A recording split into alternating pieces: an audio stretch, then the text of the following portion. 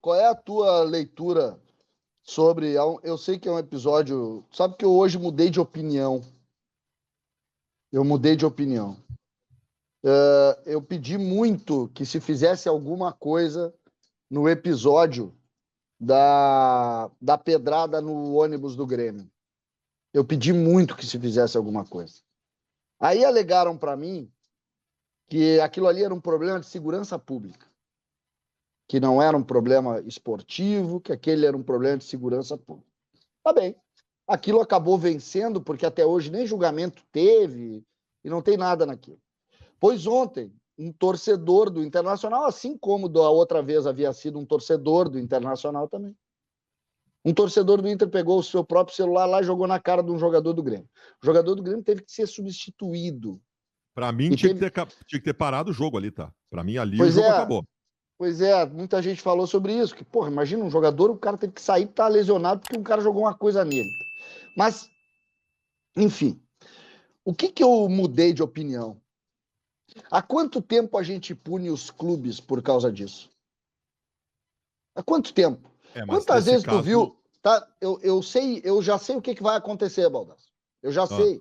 O Inter vai perder o mando de campo, o Inter vai jogar sem torcida, o Inter vai ter lá uma multa para pagar.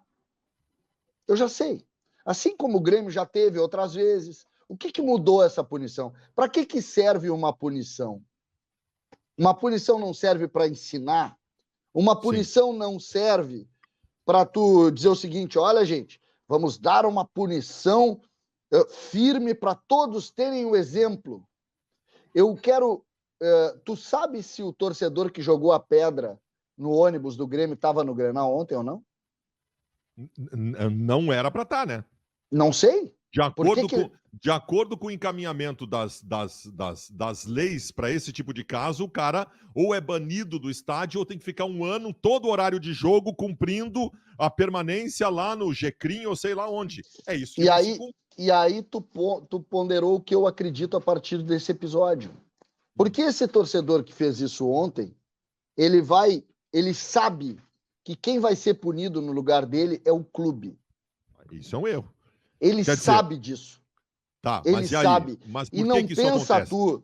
E não pensa tu que esse tipo de cabeça tá preocupado se o estádio vai ficar vazio 4 jogos. Ele não tá preocupado. Ele tá orgulhoso. Ele tá orgulhoso que acertou um jogador do Grêmio. Exatamente. Hoje deve ser, inclusive, brincadeirinha na rede social dele. Isso aí. Então eu vou te dizer o seguinte: só tem uma saída. Uma saída. É tu tirar os clubes de perto e eles participarem de uma questão que é banir esse tipo de gente. Banir. Mas não é fazer como fizeram em Nova York, no auge da criminalidade em Nova York, que os caras caminhavam na rua, faziam xixi e eram presos. Aqui tem que ser assim. Ah, tu jogou um alfinete no campo, tu tá banido do futebol, teu nome tá na lista negra, tu nunca mais entra. Como aconteceu no México. Se tu faz isso com 10 pessoas, ao invés de sair tipo bicho aí, a tentar punir, o que aconteceu com a punição no futebol? Por que eu mudei de opinião? Porque a punição virou eu e tu dizendo o que era melhor, o que era pior. Eu tô até agora incomodado porque o TJD, que eu não acredito no TJD, não acredito na justiça esportiva, não acredito. Para mim é tudo fardado, sempre. Sempre vai se defender o lado do clube ali. Por que o TJD criou uma punição, ou o Grêmio foi citado com a música racista lá, que aqueles idiotas cantam? E por que o Inter não foi citado, ou os Colorados, ou o Internacional, no caso foi o Grêmio que foi citado, com as músicas homofóbicas que o Inter cantou, inclusive, sábado, de novo, depois de toda a repercussão? Por quê? Por que a gente vai perder tempo com julgamento aqui e ali? Os clubes é que tem que se reunir, os clubes e talvez a federação, e dizer o seguinte: sabe o Pedrinho, o cara que jogou uma caneta para dentro do campo, ele não pode ir no jogo. Quando a cara dele aparecer aqui, toca um alarme e ele não entra. Mas é o que acontece. Mas, ô César, Mas não acontece, os Balda. famosos hooligans da Inglaterra foram banidos dos estádios de futebol. Semana passada teve um acontecimento lá no México.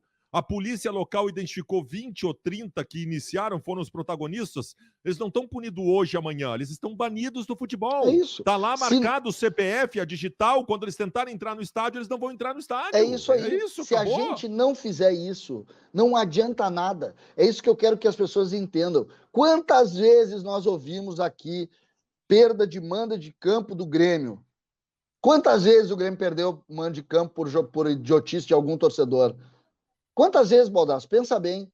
Tu tá no futebol, a gente tá no futebol há 30 anos, cara. Quantas vezes? Quantas vezes o Inter perdeu o mando de campo? O cara que pega o próprio smartphone e atira para acertar um jogador sabendo o que pode causar o impacto, esse cara não pode mais entrar num estádio de futebol a vida inteira dele, cara. Isso, o cara não tem condição. O que aconteceu ontem? Vamos ser práticos. O que aconteceu ontem? Ontem os jogadores do Grêmio foram na hora do gol do pênalti, bateram e foram em direção à torcida. Os reservas, alguns caras da comissão e os jogadores.